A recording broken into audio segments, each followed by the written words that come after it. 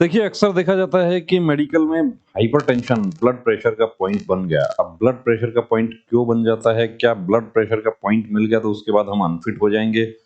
Blood pressure के अलावा एक कुछ ऐसे पॉइंट्स भी जिसमें कि कई बार ये देखा गया है कि कैंडिडेट को जानकारी है, उसके बावजूद भी वो किसी ने मिसगाइड कर दिया या कहें कि थोड़ा-सा लापरवाही हो गई अपनी तरफ से और उसकी वजह से अनफिट हो गए। अभी सीआरपीएफ टेक्निकल ट्रेड्समैन मेडिकल चल रहा है। मेडिकल गाइडलाइन वही सीएपीएफ में फॉलो होती है, वही आर्म्ड फोर्सेस में फॉलो होती है, लेकिन एक पॉइंट ऐसा है टैटू को लेकर कि जिसमें आर्म्ड फोर्सेस यानी हमारी नेवी, आर्मी, एयरफोर्स की बात करें, वो उस रिलीजियस टैटू को अलाउ कर देती हैं, लेकिन सीएपीएफ उसको अलाउ नहीं करती।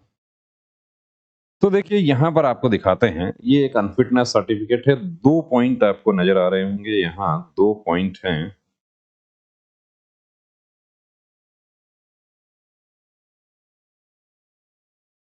एचटीएन हाइपरटेंशन और दूसरा टैटू ऑन राइट फोrearm एफए। अब एचटीएन में क्या हुआ, इनको एडमिशन बेसिस एडमिट किया गया और उसके बाद में इनका जो बीपी चार्टिंग है वो एवरेज नॉर्मल आया, 130/78 लिखा है। ECG, NSR, lipid profile, RFT, WNL, 2D echo सब कुछ ये कहा गया है कि नॉर्मल है। कॉपीज एंक्लोज्ड है। X-ray bilateral forearm. अब एक्सरे क्यों किया गया वो नहीं समझ आया, क्योंकि एक्सरे तो कैरिंग एंगल का पॉइंट होता है, उस स्थिति में किया जाता है, लेकिन इनका किया है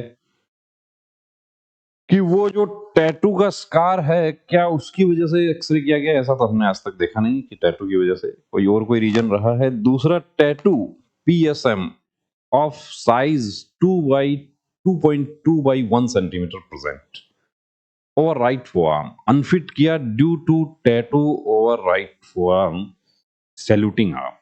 इस हिस्से में आपका टैटू है, यहाँ भी है, उस स्थिति में अनफिट हो जाएंगे। तो क्या करना है, कुछ टैटूज आपको यहाँ दिखा देते हैं कि जो अनफिट की कैटेगरी में है। देखिए ये टैटू कंप्लीट रिमूव नहीं हुआ है, तो आप ये नहीं सोचना है कि मेरा ऐसा टैटू चल जाएगा। आपको अनफिटनेस सर्टिफिकेट दिखाया है।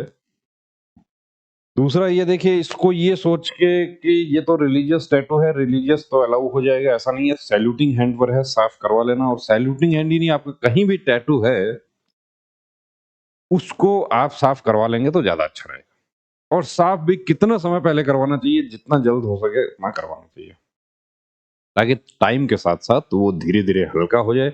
यहाँ पर भी देखिए, एक सीटिंग 2 सीटिंग इन्होंने करवा रखा है, लेकिन उसके बावजूद भी बचा हुआ है। ये देखिए कि मेरा तो सिर्फ ए ही है, ए नहीं, आपका सिर्फ यदि डॉट भी होगा तो उसमें भी प्रॉब्लम हो जाएगी। ये देख लीजिए आप कि नाम वाले, और अक्सर क्या होता है कि टैटू राइट हैंड पर ही रहता है कि आप राइट हैंड से काम करते हैं, तो जब टैटू बनवाने के लिए गए राइट हैंड आगे कर दिया।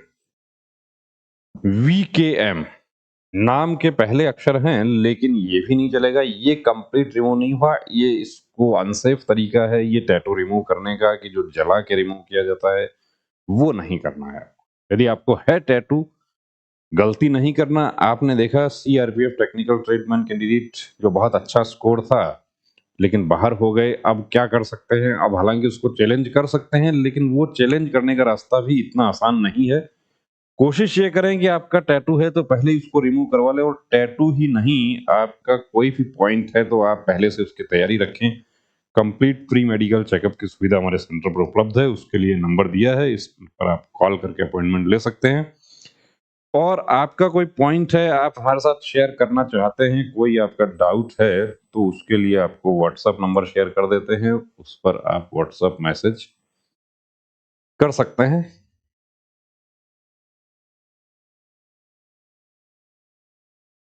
ये व्हाट्सएप, इस पर आप व्हाट्सएप मैसेज कीजिए। आपको बिल्कुल जो भी जानकारी हम दे सकते हैं व्हाट्सएप पर, वो आपको देने की कोशिश करेंगे।